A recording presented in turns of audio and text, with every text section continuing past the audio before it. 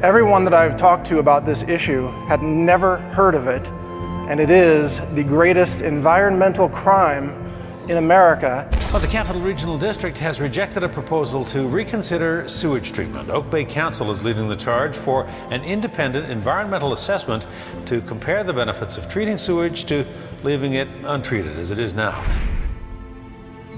This is where biosolids are being produced. Everywhere across America, everywhere that a toilet flushes, everywhere that sewage lines converge in a city, they have a biosolids problem and they have to get rid of it. Raw sewage, finding a way to make it a little more useful for local farms by creating fertilizer. But the question is this change safe and sanitary? When Tom Estabrook is gardening, he's not thinking about what's in the soil. I don't worry about that whatsoever. Remember, everything you flush down the toilet goes into these biosolids.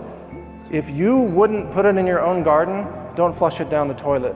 Many of you may or may not know, but EPA regulates under our environmental statutes like the Clean Water Act, like the Clean Air Act. But there's no Clean Soil Act, which means that the government has said we can mass pollute the soil and call it legal and call it green and call it recycling. So we now have government legalized pollution, and it's been legalized by the EPA, which I would say, in my opinion, is a highly corrupt organization that needs to be radically reformed to actually protect the environment like they used to do back in the 1970s. The EPA and we as a country have inadvertently created really a devastating vector for bioterrorism of ourselves. Biosludge always contains one chemical, we found. There's one chemical that's a marker for it. It's Benadryl, the over-the-counter drug.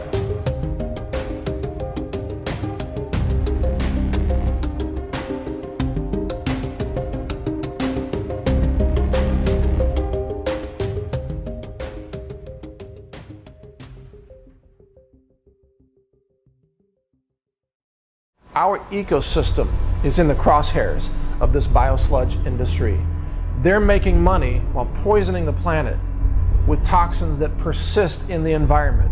This issue is so much larger than at first it would appear. It's not just about toxicant exposure, it's actually about the very root of our species definition being completely undermined. Anyone can walk up to a sewage treatment plant, access a sewer line, and put tons of material in it that would never be detected.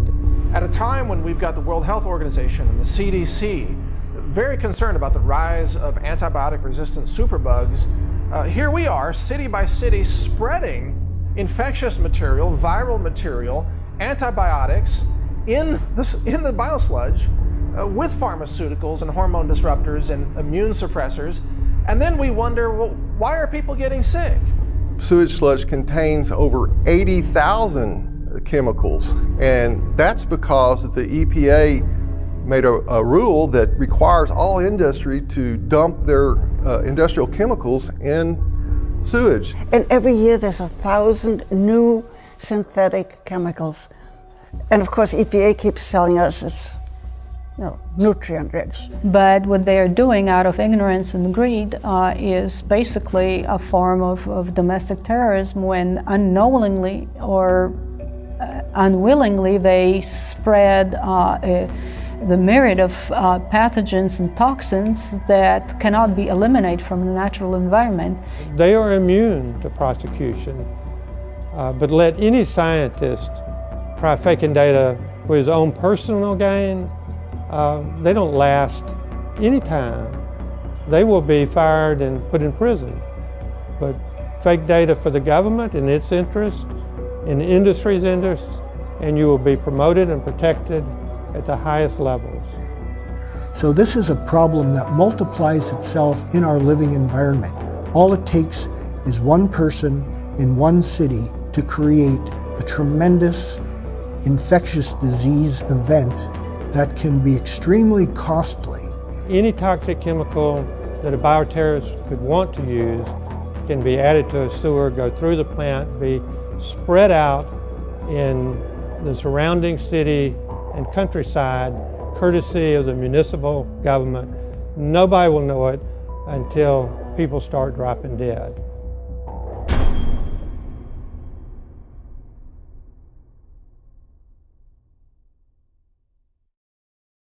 Rather than using the euphemistic term biosolids, in our work we prefer the term toxic sewage sludge.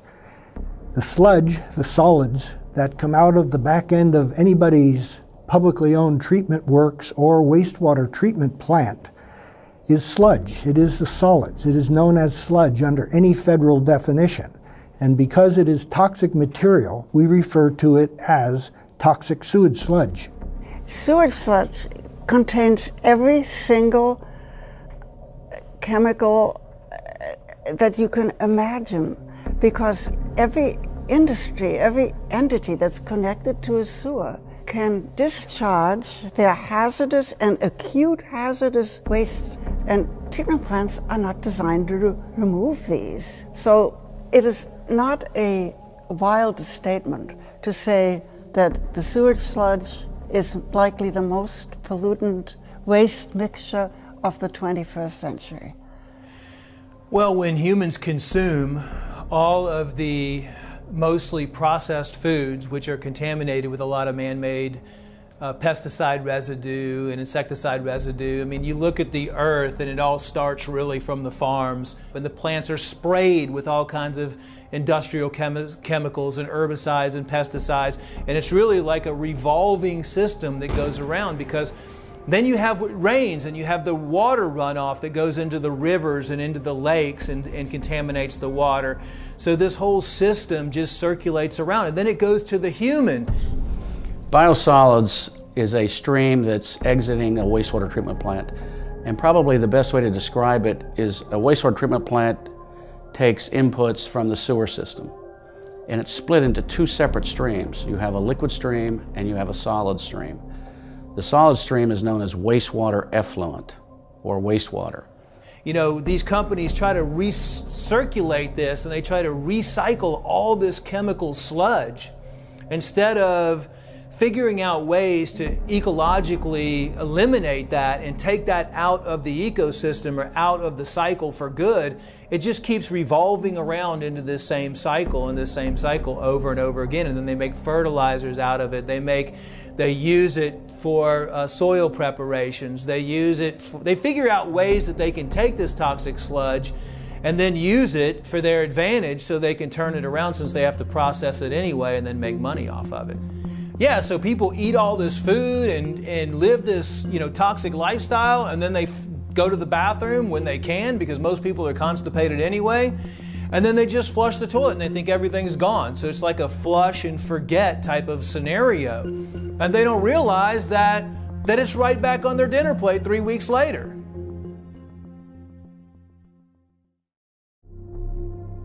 As part of our scientific analysis of biosludge products, we went out and purchased at retail in Austin, Texas, 3 different biosolids products that come from human sewage in different cities. Those products are Milorganite for gardens, Milorganite in the bulk bag for lawns, which comes from Milwaukee sewage. That's human sewage from the city of Milwaukee. And then Texas native Dillo dirt, which is human sewage from the city of Austin.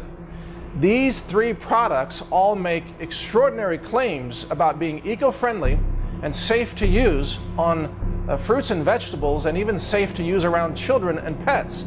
So let's take a look at the packaging and see exactly what they're claiming.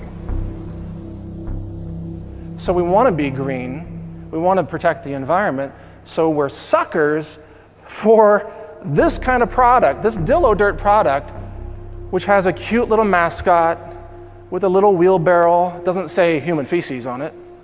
But at least on the back, in Austin, Texas, on the back of the bag, it says it recommends that you don't use this on crops for food production in humans. But animals, yeah, that's okay. Austin, Texas is by no means the worst. This is Milorganite. You notice the little eco-friendly label on the right? Look, it's eco-friendly. This is a bag of human feces, people, and it's eco-friendly. It's full of heavy metals and recreational drugs, hormone replacement therapy drugs, birth control pill drugs. I mean, This eco-friendly? This is an insult. On the back, it's got a warning. It says, hey, guess what?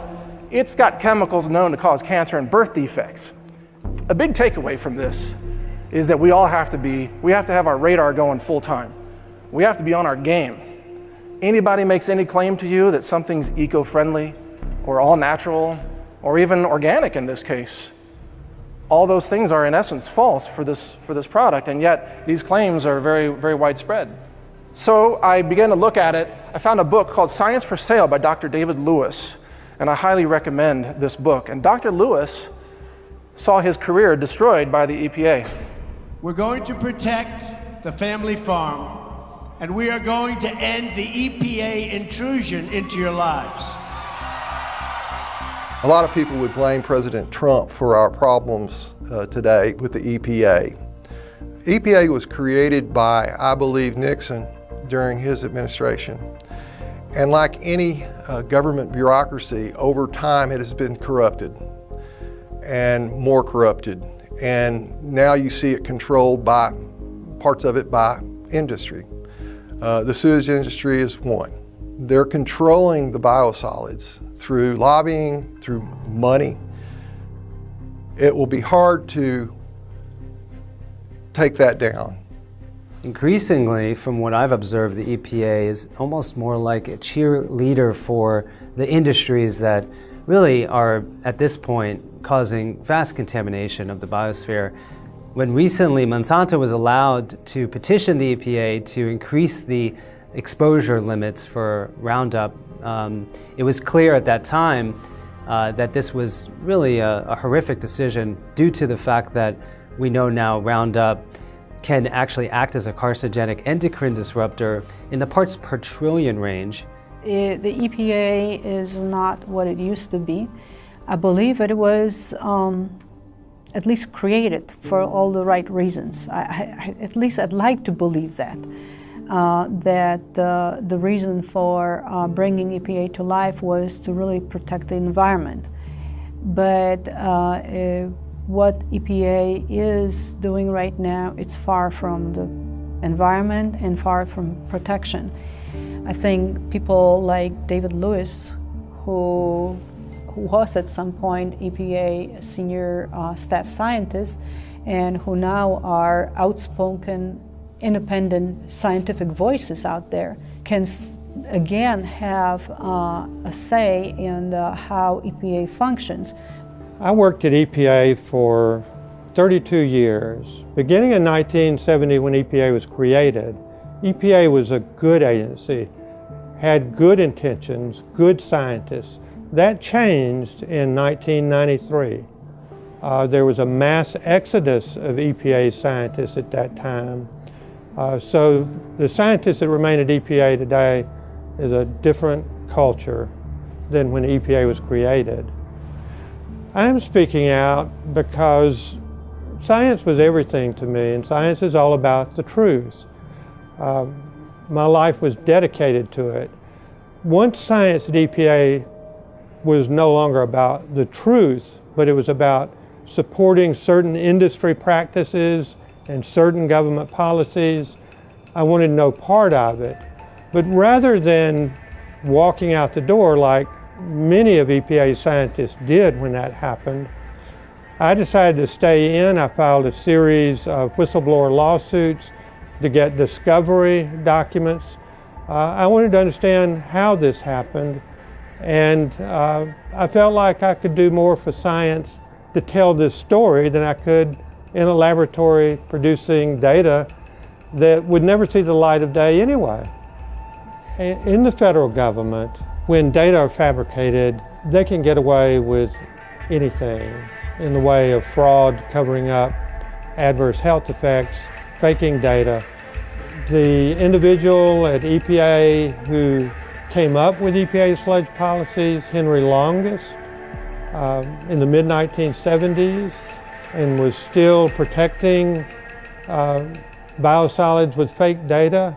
When I left EPA in 2003, he received multiple presidential awards in the Rose Garden by President Bush, even though it was known all of the fraudulent activities he was involved with. They are immune to prosecution. But let any scientist try faking data for his own personal gain, they don't last any time.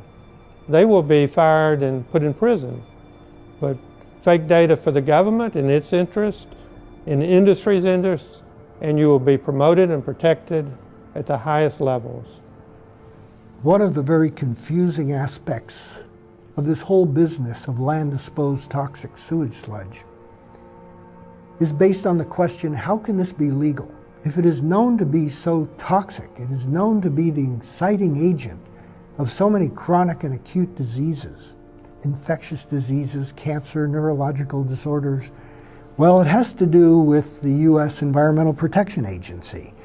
Years ago, they conferred the decisions on regulation and use of sewage sludge to the states.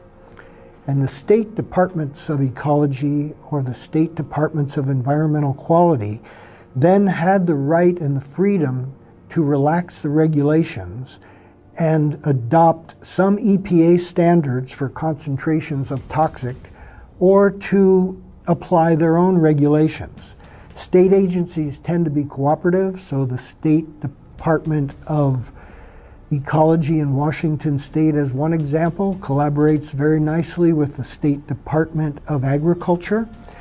And state departments of agriculture like to help farmers, and one way they help them is to figure strategy for reducing costs of farming, including the costs of fertilizers. Counties, on the other hand, and municipalities have an enormous burden of what to do with all the sewage sludge. Nearly every municipality has a wastewater treatment plant. All of the sewage sludge is toxic. Wastewater treatment plants, as I say, do not treat wastewater. They separate it into the solids and the water with the intent of recycling the water and beneficially recycling the solids. The problem is that the standards and the testing of the solids, what we refer to as toxic sewage sludge, are so low and so minimal that all of these flame retardants, pesticides, industrial chemicals, infectious agents from medical facilities and just from the general public, as well as from agricultural operations, all end up right back into our food supply and the environment. Rightly or wrongly, politicians are more concerned about their retirement and getting reelected. So it's, don't come in here and make waves. We have everything under control, and I have to worry about my retirement. You hear that so often with municipal workers. You know, I'm not interested in you making any waves. I'm not interested in saving a buck because it's not my money, it's somebody else's money. And I don't want to have to, you know, run the risk of maybe it not working, and then I look bad, and somehow I end up sacrificing my career. All those are absolute inputs into why decisions are made on a municipal and a government level. And the municipality has farmed it out under contract to corporations that have very good legal staffs and will fight it tooth and nail. And they have no incentive in truly trying to uncover what not only the hazards, but what the probability of exposure would be. They have no incentive in going out because it's going to upset their business model. Industries want to protect their bottom line. They will do anything as long as it's not illegal, totally illegal. They'll find the loopholes in the law, and they will, you know. So the reason why EPA is still pushing this is because the same people who wrote those rules, we call them the 503 rules, that are the sludge rules, these same people are still in power. They are still in charge, and they will not admit, no matter how many dead bodies, no matter how many dead cows, no matter how many people got sick, they will never admit that they made a mistake, or they will never even admit that they based their data on information that is no longer, is antiquated, outdated, and maybe now we have new damaging data, and maybe now it's time to really overhaul the rules completely, that they will not admit it. In this lab, we've got the instruments to detect unknown chemicals. And let me explain this. Behind me, you see a mass spec instrument. The big one's called a mass spec time of flight instrument. It's got a flight tube, an actual vertical tube in a vacuum. And molecules are projected and focused into an ion beam in that tube, and then the time of their flight, so to speak, or the time it takes for them to travel through that tube is measured to determine their mass to charge ratio. All right, we've done the mass spec analysis and we have the results here. What did we find? Well, I'd like to draw your attention to the screen right now. This is what's called the TIC result. This is the total ion chromatogram, or TIC for short. And here it is for the dillo dirt from Austin, Texas.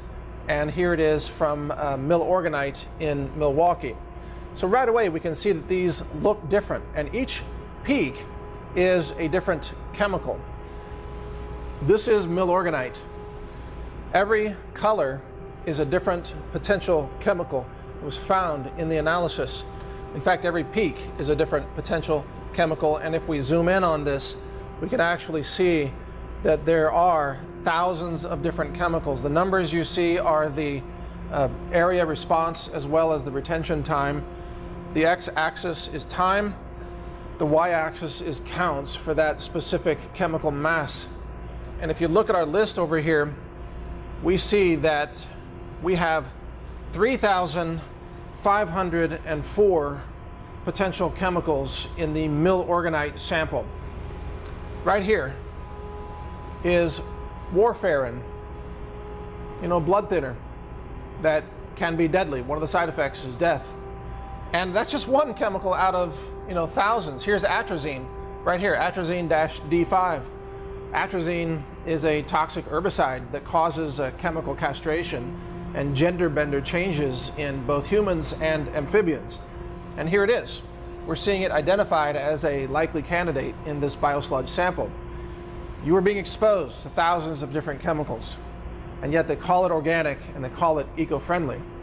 That's milorganite. Even the name is misleading. And so let's take a look at dillo dirt from Austin, Texas, and let's see how many chemicals we can find as potential candidates in that product. Is 1,969 candidate chemicals. So it's about half of the number of chemicals that were found in the milorganite product, roughly about 4,000. This is roughly about 2,000. And yet, many of them are the same. We have pesticides, herbicides, atrazine, fungicides, pharmaceuticals. We have recreational drugs and industrial chemicals, as well as chemical solvents, plasticizers, hormone disruptors. All of these things are found in dillo dirt. And this is in 1 microliter. 1 microliter, 1/1,000,000th of a liter of dillo dirt. And this is being done again by cities. And Austin says it's a progressive city. Austin claims to be all about halting climate change and the eco-friendly technologies and clean solar energy. And yet they're selling this, thousands of chemicals, to their own residents.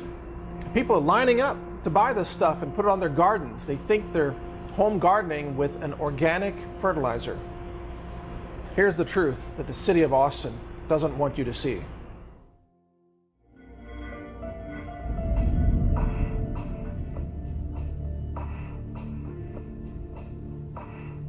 I think one of the biggest issues with biosludge is that when we really look at our definitions of species today, we are primarily microbial as far as the genetic contribution alone. So microbes, fungi, bacteria, and those microbes come largely from the food we consume and ultimately the soil that it's grown in.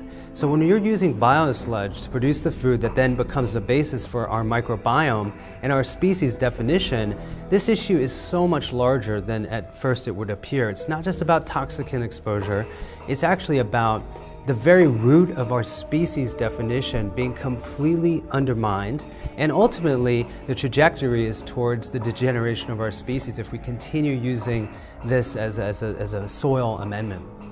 When I first started researching sewage sludge or biosolids, I went after the pathogen question. And there are probably, a couple of dozen pathogens, in sewage sludge. I found that the chemicals in sewage sludge is something that the sewage community does not want to talk about. In fact, they refer to it as contaminants. When I researched that, I came across an EPA document called the Targeted National Survey of Sewage Sludge, and the last one released was in 2009, and it listed hundreds of chemicals in sewage sludge. Further research showed that sewage sludge contains over 80,000 chemicals, and that's because the EPA made a rule that requires all industry to dump their industrial chemicals in sewage, into the sewer system. So what the farmer's getting that doesn't even have a clue about are all these chemicals, and nobody can answer the question what degree of hazard, what concentrations of chemicals are in biosolids. About 90,000 chemicals in commerce today have already been discharged into soils and water and so forth. And every year there's 1,000 new synthetic chemicals. And of course EPA keeps telling us it's nutrient rich.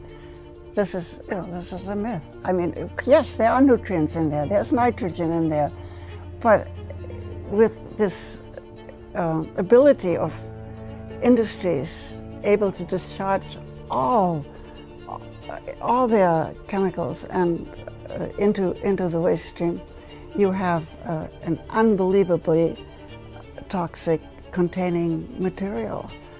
This study that Ottawa U pointed out is a much better way of assessing sewage sludge contamination because it's a bacteria that survives virtually untouched through the anaerobic digestion process and that actually swims. Whereas the other bacteria, like the E. coli, they're only on the actual sewage itself, on the particles.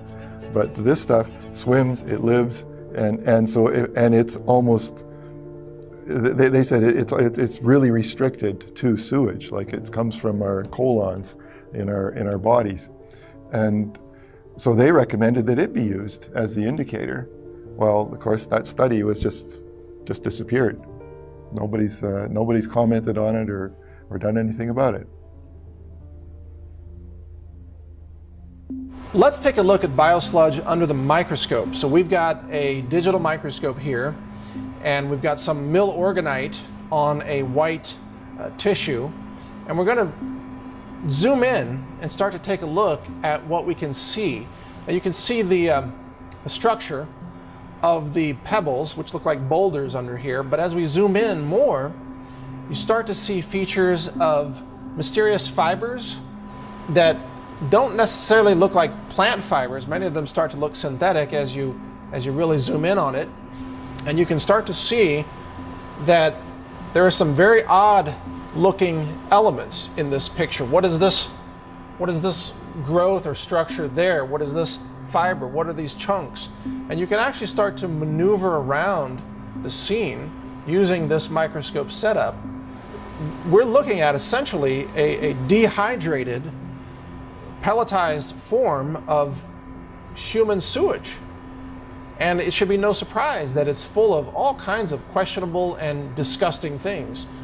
And throughout this landscape, you see mysterious fibers. Now we're starting to see more details about this structure. What is this yellow object that's lodged here inside the turd boulder? What does this look like? Microplastics. This is a kind of pollution, a kind of contamination that's in the oceans, and it appears to be here in the biosludge as well, connected to these other fibers. It's clearly a polymer, or resembles one, and we have all these other fibers and strands that are in this biosolid product. It looks pretty creepy. Is this something that you want on your food? We zoom in here, here's another, it looks like a polymer of some sort, mixed in with everything else and all these bizarre fibers. And whatever this mass is here that has glommed on to this turd boulder, you know, this is what you're putting on your garden, people. This is what's going on your food. First, notice that Milorganite from Milwaukee says it's eco-friendly. This is one of the big claims. Eco-friendly. So if you take a concentrated form of human sewage, viruses, heavy metals, even industrial waste, all kinds of toxins, and you concentrate them, you can call it eco-friendly, according to Milorganite. In small print, in complete contradiction to the primary claims on this label, they say that this product may cause cancer. This product contains detectable quantities of chemicals known to cause cancer, birth defects, or other reproductive harm, they say. They even say, by the way, do not apply near water, storm drains, or drainage ditches. You know why? Because if it runs off into the rivers and streams and oceans, it kills aquatic life. So they say, don't apply it where it might run off into the water. Instead, they say, apply this product only to your lawn and garden and sweep any product that lands on the driveway, sidewalk, or street back into your own garden to grow the foods that you're feeding your children. Now we get to Dillo Dirt, which comes from Austin, Texas. This is human sewage that people flush down the toilet in Austin. And you see an armadillo with happily carrying a wheelbarrow full of human sewage. They call it Dillo Dirt because they can't call it Austin sewage. Nobody would buy it. Now, in every case, these products claim to meet state standards and federal standards, which are, of course, a joke when it comes to real eco-sensitivity and human health. This product says it's a sewage product of the City of Austin water and wastewater utility, which has been processed in a manner that meets all of the Texas Natural Resource Conservation Commission requirements for, quote, uncontrolled use as an organic soil conditioner. This isn't organic from the point of view of being clean or certified organic or producing organic food. If you put this on food, that food is not organic. That food is polluted, contaminated food. But they don't tell you that on the bag, do they? They just have a happy image and happy claims, and they say, no problem, use it almost everywhere.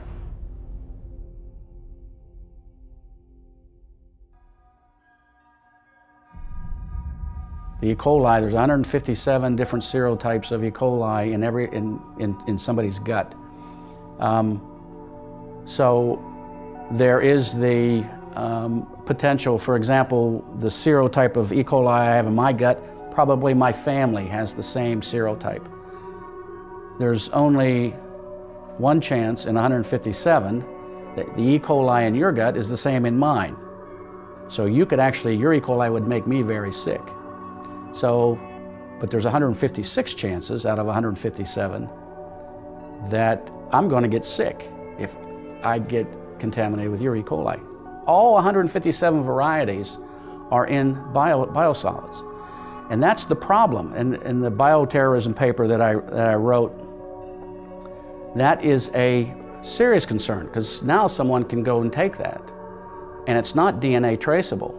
It's as simple as going out to the field that you throw biosolids out, putting it in an 8-ounce jar, adding a little fluid, a little water to it, putting it in a spray bottle, going across the U.S. and spray it on salad bars as you go from town to town. 4.5 million people could be infected within 2 weeks. That's the reality. People can argue that, but they won't survive the argument. The subject of bioterrorism has been brought up, and if you consider Dallas, Texas, when it was tasked with Ebola, and the way Ebola works is it causes dehydration in the victim and in the form of diarrhea and also vomiting. And you got to think about where that went. It went into the sewer system. It went down the sewer system and ended up in biosolids. And in fact, the CDC had special sessions with sewage industry to talk about that. And they were closed-door sessions. So I don't know what was said, but they had a concern. The same thing could be talked about bioterrorism, where a terrorist pulls into a hotel and flushes whatever down the toilet and contaminates, and then the sewage industry disperses for them. Yeah, I don't think their intention is terrorism, but it doesn't matter what their intention. The intentions are profit, I believe. But what they are doing out of ignorance and greed is basically a form of domestic terrorism when unknowingly or unwillingly they spread the myriad of pathogens and toxins that cannot be eliminated from the natural environment, and the general public, people that they don't have a recourse to protect themselves from it, and they are not aware what they're being exposed to, suffer the consequences. And yeah, it is a form of an environmental crime that is being committed. It is possible to create resistant strains by plan and intent to use as a weapon in biological warfare. The intent of that kind of behavior is to cause primary infections in people who may be consuming the food or water. The secondary, unexpected, but appreciated consequences of this activity is that all of the victims of this first biobomb bearer are the people who get exposed to the sewage sludge in the wastewater effluent where all of these people discarded their own waste. So this is a problem that multiplies itself in our living environment. All it takes is one person in one city to create a tremendous infectious disease event that can be extremely costly. It's costly to the healthcare system, but also there are enormous economic costs because people who are infected are taken out of the workforce. So you have more than just the infected individual, you have a healthcare system that's compromised, and you have extraordinary economic impacts. After 9/11, I was put on EPA's short list of bioterrorism experts to contact in case of a bioterrorism attack on the United States. I submitted a report to EPA that my concerns was over land application of biosolids because anyone can walk up to a sewage treatment plant, access a sewer line, and put tons of material in it that would never be detected, that would go to the sewage treatment plant, go out onto farms and contaminate our land. This is an open door, an open invitation to bioterrorism. EPA lacks regulations on sewage sludge. They'll go right, any toxic chemical that a bioterrorist could want to use can be added to a sewer, go through the plant, be spread out in the surrounding city and countryside, courtesy of the municipal government. Nobody will know it until people start dropping dead. When you dump these toxins into an ecosystem, you got to understand that that ecosystem is full of living animals that will then spread those toxins. So you've got birds, you've got ground animals such as squirrels, and you have insects, flies, just common flies, for example, that are attracted to this waste product, and then they spread it. Even moths can spread it. And these toxins then contain viral strains and bacterial strains and fungi. And this then gets spread out like an expanding biological weapon system. It's almost as if dumping biosludge in a forest or in any kind of natural area is a kind of ecological terrorism. If you were a terrorist organization and you wanted to harm the ecosystem and wipe out life in a forest, for example, you would try to find a substance like this that's full of thousands of potential poisonous toxic chemicals, and you would dump that and you would see life destroyed. Well, cities are doing that. They don't call themselves terrorists, but the outcome is still the same. It's ecological devastation. This is the extermination of life and the disruption of natural food webs and ecosystem interdependencies. And this is being done in the name of eco-friendly, sustainable, organic fertilizer. That's what's most astonishing about this. Here we have the absolute destruction of ecology, the destruction of life, the mass poisoning of our world in the name of being green. In this modern era, we would expect environmental firms and environmental organizations and environmentally sensitive agencies at all levels of government would be more concerned about human health and environmental health. For some reason, the need for human and environmental health have not caught up with our production of toxic waste. Residents of cities, of intense urban environments, seldom have an awareness of what happens to any of their toxic materials once they flush, once something goes down a drain. Where does it go? What happens to it? What is the fate of those materials?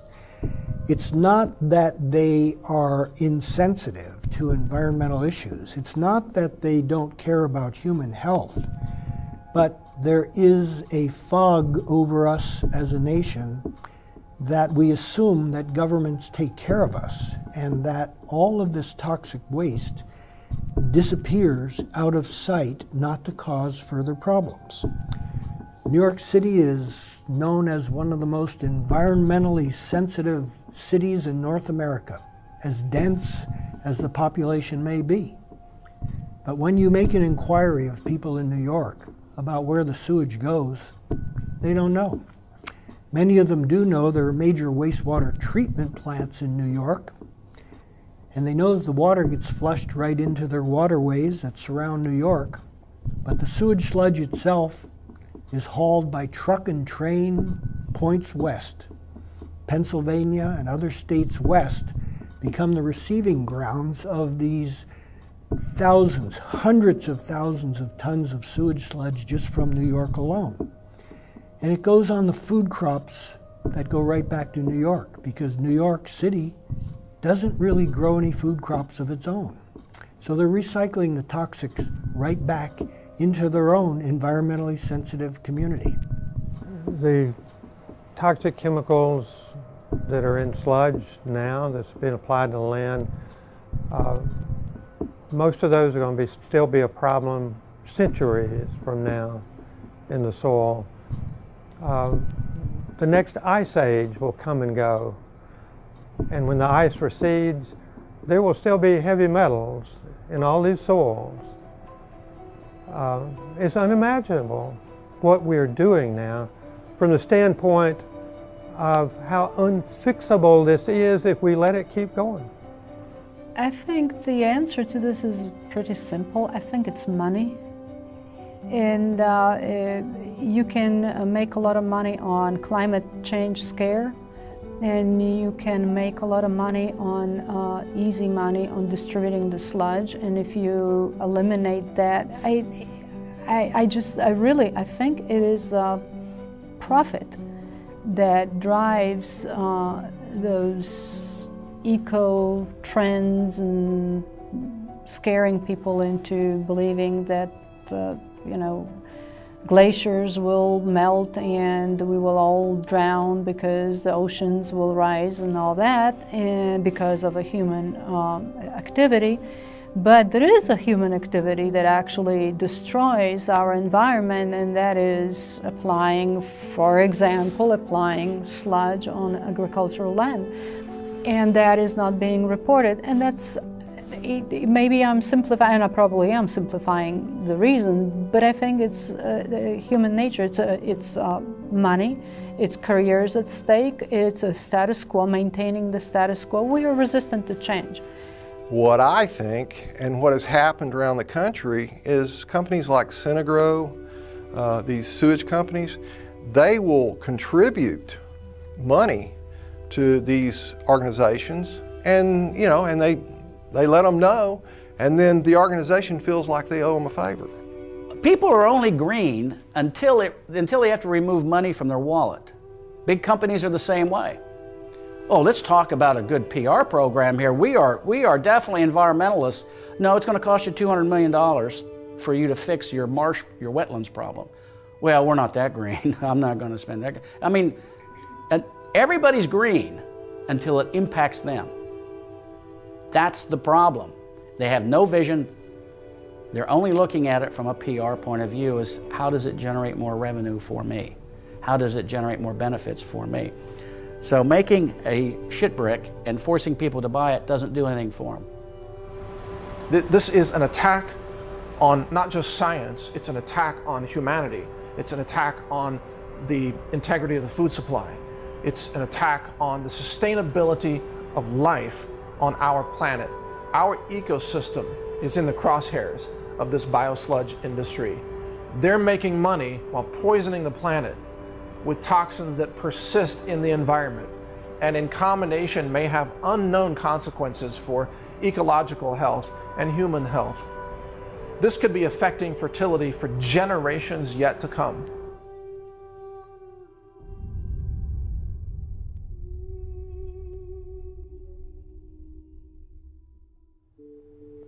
We are creating a perfect shitstorm, literally speaking, by doing what we're doing with our sludge.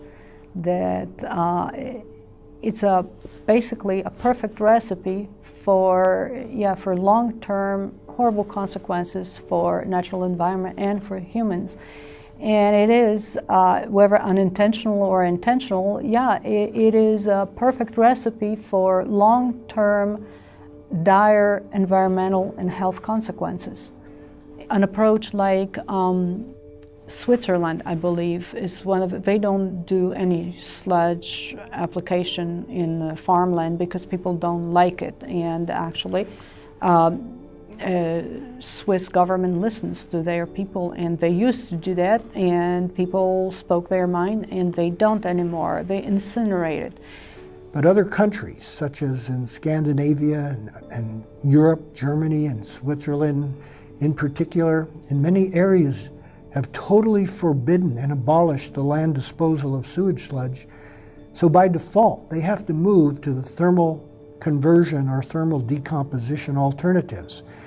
So German engineering and ingenuity have come to the fore in the production of new thermal conversion systems for converting sewage sludge into useful products for industry. But by incinerating it, you see, you've destroyed the toxic organic molecules. You've destroyed the pesticides and the herbicides. You've destroyed the hormone disruptors and the pharmaceutical hormone drugs, HRT drugs and so on. It's the incineration that is the critical process here. Now, you haven't eliminated all the heavy metals, but you've eliminated the organic molecules, which really is the greatest threat to this, and you've killed viruses and bacteria and fungi. Incineration is such a simple solution. You might wonder, why aren't cities doing it? Well, because it costs them money. It takes energy to incinerate biosludge. And so instead of spending the money and responsibly eliminating the dangers of their sewage product, they instead package it and claim it's organic and claim it's eco-friendly and then sell it to people where it goes on to poison the environment. Well, temporarily, you can put it in, they all have waste disposal sites for their garbage, and they're all engineered and lined and everything else. And the sewage sludge can be mixed with the garbage and put in there. And one of the, one of the arguments is that, oh, well, that'll waste space that could be taken up for garbage, but it doesn't waste space because 70% of the sewage sludge is water. And so it's only going to take 30%, and half of that 30% of actual matter is going to turn into methane gas, and you catch it. You put a lid over you put a cover over the garbage dump, and you capture that, and you can burn it. You can even generate electricity with it, use it as a fuel. So that leaves like 10 to 15%, and that gets concentrated. I mean, that is all mixed in with the garbage, so it's filling in spaces and holes in the garbage. So the most that you're going to get from that is 10% of mass added from the initial amount. So it's crazy to think that is, going to waste space in the dumps. It's not. It takes up very little space. It's a very practical way. But you only have to do that on a temporary basis until you can get the gasification plants and the pyrolysis plants built.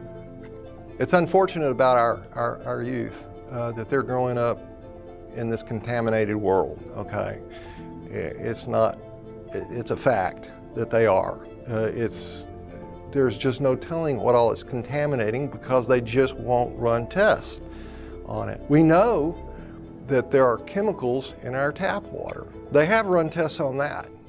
There are hundreds of thousands of chemicals that they found in tap water.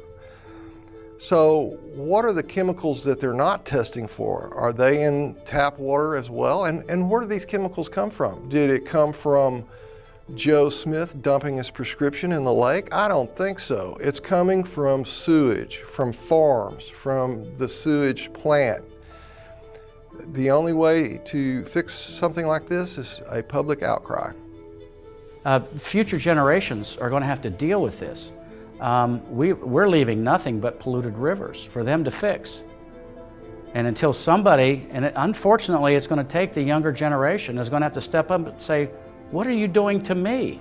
What are you doing to my offspring? Why are you allowing this to happen? They're going to have to change the way that politics is done. Somebody's going to have to get involved. And unfortunately, older people like me, we just want to step out. But it's the younger generation.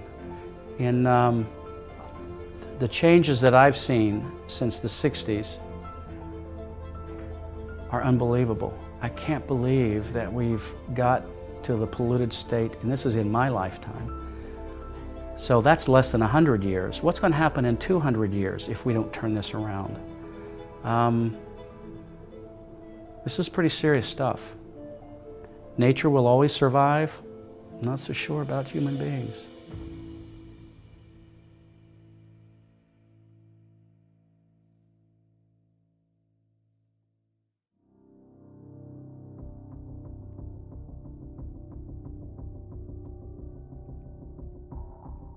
This is Mike Adams, the creator of the Biosludged film, founder of CWC Labs, publisher of naturalnews.com, and creator of the YouTube alternative video community known as Brighteon.com.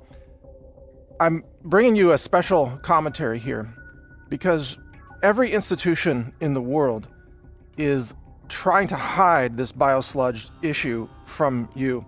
Every institution, maybe an institution that you have come to trust. The corporate-run media is lying and covering it up. The institution of science has been hijacked by industry. So science, even though I practice science, I follow science, I espouse the benefits of science, but the science institution is trying to censor independent scientists like myself or Dr. David Lewis, who are sounding the alarm on this issue. So you can't even trust the science journals. Government has abandoned the people on this issue. The EPA is really now the Environmental Pollution Agency. The EPA has become so corrupt and so beholden to the interests of industry that the EPA is frankly a clear and present danger to the people of the United States of America. There's no question at this point. So government won't solve this, media won't solve this, the universities are not teaching the truth about this. They're fixated on carbon dioxide, which they claim is the #1 pollutant of concern. You know, they say it's global warming and climate change. So it's sleight of hand. They want you to look at carbon dioxide, even though CO2 is the #1 life-giving molecule for plants on our planet. CO2 is the regreening molecule. CO2 regrows forests. CO2 increases the efficiency of food crop production. CO2 is Mother Nature's molecule of life. And yet, perhaps even you have been so indoctrinated by the daily dose of misinformation from universities and the science establishment and the media establishment that you might even believe that CO2 is a pollutant and that biosludge isn't. They've flipped everything upside down. CO2 is good for plants and good for forests and good for food production. Biosludge is toxic to humanity and toxic to the ecosystem. And environmentalists, sadly, have abandoned, for the most part, the real threats to our environment. What are the real threats? Well, the mass pollution of the soils, biosludge. You've got genetic pollution from GMOs, and you've got glyphosate, an herbicide that now saturates the food supply with cancer-causing poison. Where are the environmentalists? They're focused on climate change and CO2. They're not focused on the real issues that are polluting and contaminating our world right now, causing infertility and cancer. And even now we have this polio-like illness, this mystery disease that's affecting children all across America. There's a massive CDC cover-up. They don't want to talk about what's causing that. And the experts haven't figured it out yet. It's probably related to chemical exposure through biosludge, pesticides, toxic medicines. The institutions in power don't want to tell you the truth about what's actually poisoning humanity. They want you to give them more power through elections, for example, and yet both political parties are abandoning humanity when it comes to this issue of biosludge, biotoxins. Think about it. Where are the Democrats on this issue? Nowhere to be found. Where are the Republicans? Busy with other stuff. There is no political process by which this can be solved because industry has so corrupted government that government has become the problem. Government cannot give you the solution to this mass chemical contamination and environmental destruction and human health destruction that's taking place because of biosludge. It's even worse than you might suppose. These institutions are run by people who are all part of really a worldwide effort to try to depopulate the planet. It's openly talked about now in many circles. They believe, these scientists and these high-level globalist bureaucrats, they believe that there are too many humans living on the planet. And they literally want to eliminate 6 billion people, maybe more, depending on who you're talking to. And because they think that the sustainability of the Earth can only be achieved through drastic reductions of population. And there are documentaries out there that are worth watching on this, the population bomb, population explosion. You can go back to the work of course, Ehrlich back in the 1970s, who warned about this. But ask yourself, you are part of that population that's living today. How do you suppose the powers that be might eliminate 6 billion people from the planet? To accomplish that, they either have to achieve mass infertility or mass death. Those are the only two options. And when you look at this practice of the mass poisoning of our soils and our food supply and our environment, you can't help but ask, is this deliberate? Is this a mechanism by which the human population is being exposed to an incredible array of toxins, not just chemical, but biological? Think about it. Every biological weapon system, let's say, that is dropped into the sewer system is then automatically spread by cities to the countryside, all across America. You saw the documentary that the biosludge waste from New York City and New Jersey and other places on the East Coast gets spread all across America. This is the mass chemical poisoning of the American people, and it is deliberate, and there is a cover-up. And every institution that's in power today is working against humanity. And this is a realization that very few people have come to. The government will not save you. Voting Democrat or Republican will not save you. Asking science to solve this problem will not save you, because science is sweeping this under the rug. Going to the medical institutions will not save you. They profit from disease. They profit from cancer and Alzheimer's. They have no incentive to eliminate this chemical exposure. The agriculture giants, they have no interest in solving this problem because it's their poisons that are in the food supply. They are part of the problem. Bayer, Monsanto, you name it. There is no institution. The media won't tell you the truth about this. The environmentalists are too focused on climate change. Even the tech giants, they censor all this information. Facebook, Google, YouTube, and Twitter. They've been censoring my work for years. YouTube completely shut off my video channel earlier this year so that you could not see the videos that I'm producing. Videos that warn humanity about what's coming, about what's happening. YouTube is evil. Google is intensely evil. Facebook is evil. And they will censor anybody who talks about the true story of what's happening with Biosludged today. Because they do not support the environment. They do not support independent journalism. They do not support real science. They are controlled censors. They are controlled tyrants. They are authoritarians. And anyone who dares to question the status quo, even if that status quo is engaged in the mass murder of humanity, they will be silenced, censored, shut down, shut off the internet, and viciously attacked on top of that, smeared, slandered, you name it.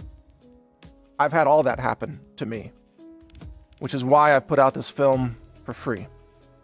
It's why I'm encouraging you to post this film to your own YouTube channel. Just give us credit, link back to brighteonfilms.com, but post it everywhere. Post snippets from the film. And we're going to do more. In the name of humanity, we're doing more. And we've got films coming up, all science-based films that will absolutely blow your mind. The next one is actually a short film that it'll rock your world. And it'll be censored. But if you go directly to brighteonfilms.com, you'll be able to see it. In fact, let me give you a few tips how you can stay in touch with my work. Number one, you can read naturalnews.com. We have announcements there. You can join the email list there for daily email newsletters. Cover all this and much more. You can go to brighteonfilms.com and sign up to the email list there, and we'll alert you every time we release a new film. You can also just go to brighteon.com and join that online video community. And right now it's mostly political videos, but soon we're breaking that into segments. You'll have health, environment, survival and prepper videos, plus then politics and news. All that will be there in different segments, so you can choose the segment that you want. Most of all, you've got to wake up, and you've got to help wake up others. You know, there's such division in America today on politics, but it's all a scam. They've got us focused on hating each other for political reasons, or hating each other for race reasons, or some people hate white people now, and some people hate black people, some people hate Christians. This hatred and division, it prevents us all from working together as a human race to save ourselves from the massive death cult, really, that government and industry has become. This collusion between industry and government, it's a death cult. It's a murderous regime. And if we don't stop them, all of us together as human beings, if we don't stop them, they will destroy our world. They will destroy our ecosystems. They'll destroy the aquatic marine ecosystems. They'll destroy all the fish in the sea. They'll destroy the land, the air, and the water. They'll destroy the food supply, and this is part of their goal. They literally do not want you around. They do not want humans to continue to proliferate. This is their stated goal. So if you want to survive, if you want to have a future for humanity, somehow we the people must really overthrow this entire system of government and industry and corruption. And this is not against free market capitalism, it's against corrupt capitalism, corrupt free markets. Some of you may say, well, free markets are the problem. No, corruption is the problem. Because look at communist China, the worst environmental nation in the world, run by communists. They pollute everything. They're murdering their people with a severity that we can't even imagine in America today. Communism does not equal environmental stewardship, not by a long shot. But neither does a corrupt free market system. We need honest competition. We need a meritocracy, I believe. But we need to hold our governments and our corporations accountable. And so there's room for that on the political left and with conservatives and libertarians as well. Everybody who wants to live should be on the same side here, fighting against the mass pollution, fighting against the government corporate collusion and corruption that now typifies our society. It almost doesn't matter who you vote for anymore, you're still being poisoned. And so the solution cannot come through the ballot box. The solution can only come from we the people rising up and demanding an end to the murderous regimes of globalism that are trying to kill us off and kill off our children and even just erase our fertility. They want the human race to practically come to an end for whatever evil, nefarious reasons they have. They are the enemies of humanity. And they will not stop until they poison every single one of us. Actually, they've already done that. Every time you eat food that's grown in Biosludged, you are poisoned. Just living in modern society saturates you with poison. You can eat organic, and that helps, and I advocate that. But even if you eat organic, your body still contains glyphosate. It still contains, hormone drugs. It still contains plasticizer, hormone disruptors and mimickers. You are being biologically altered by the chemical intoxication of our environment. Something's going to have to change, or the global ecosystem will collapse, and humanity will go down, and we will cause a mass extinction as we're going down. It's well underway. As Dr. David Lewis said in the film, the problems that we're creating today with Biosludged will last for centuries, if not millennia.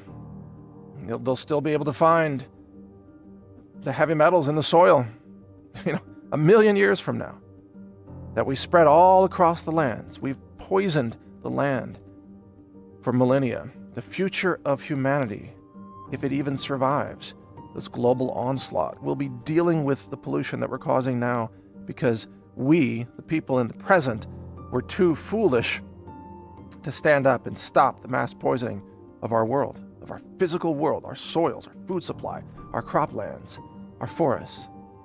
If we don't stop it, we don't survive. We don't make it. Now, I don't have children, but perhaps you do. I want your children to be able to survive this. I want your children to prosper. I want humanity to make it. And I'm going to use every effort that I can during the remainder of my life to try to save humanity from this evil agenda of mass poisoning, genocide, and depopulation. I'm going to use Brighteon Films as an outlet for many of these science-based films that are coming out. I've got a multi-million-dollar laboratory facility, CWC Labs, of course, where we're doing much of this research. We've got multiple mass spec instruments working on a triple quad mass spec right now. I appreciate your support. You can support me in what we do and continue to fund these films by visiting my online store, where everything that we sell is lab tested to make sure it's clean. It's the cleanest supplements, the cleanest superfoods on the planet. We test everything. And that store is called healthrangerstore.com. You vote with your dollars. If you want to vote for our work in the name of humanity, just purchase products at healthrangerstore.com. Lab tested, high nutrient density, ultra clean, ultra potent, 700 different products. Products for your home, green living, dietary supplements, all kinds of amazing solutions there. healthrangerstore.com. And the more support we get from you there, the more films we can make like this one. And the more we can expand our science lab, the more we can really do the job that needs to be done, the job that the EPA has abandoned, the job the FDA has walked away from, the job the government's supposed to be doing, but they've become a joke. We, the people, have to do this, and I need your help to get it done. So thank you for your support. I'm Mike Adams. We will continue to produce films like this on topics that affect all of us, regardless of your political affiliation, regardless of your race, your gender, your sexual orientation, your religion, your nationality. I want you to live. I want you to be safe. I love humanity. I have compassion for every living being. And if we work together, perhaps we can stop this mass poisoning of our world. Thank you for watching.